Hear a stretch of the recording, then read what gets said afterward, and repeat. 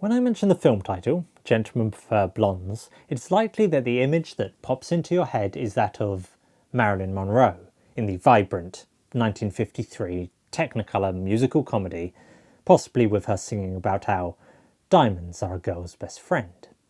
Yet before that 1950s musical version, there was a much earlier, and now lost, silent adaptation of the same source material. Gentlemen Prefer Blondes, 1928, was based on the novella and Broadway play written by Anita Loos. Loos was said to have been inspired by an incident on a train where she, a brunette, was struggling unaided to get her heavy luggage into an overhead compartment, while nearby a blonde dropped a book and was quickly assisted by one of the many gentlemen in the carriage.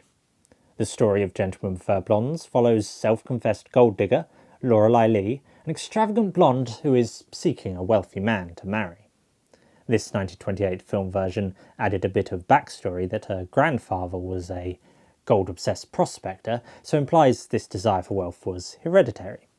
Anyway, Lorelei has a brunette friend, Dorothy Shaw, and in pursuit of one of the richest men in the world, Henry Spofford, they get passage on a cruise liner to Paris as they know he is travelling aboard.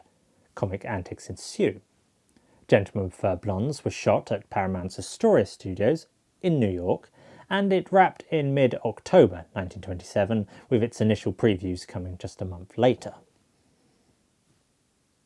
Reviews were mixed, agreeing that it was broadly entertaining, but it was felt something from the source material, some spark, was missing.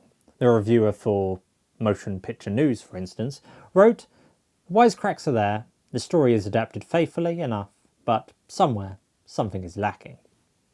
It would be interesting if this silent version of Gentlemen Prefer Blondes is ever rediscovered, to see how it compares with the 1953 musical.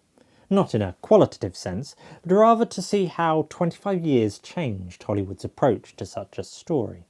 How the flapper of the 1920s and the showgirl of the 1950s were represented on screen.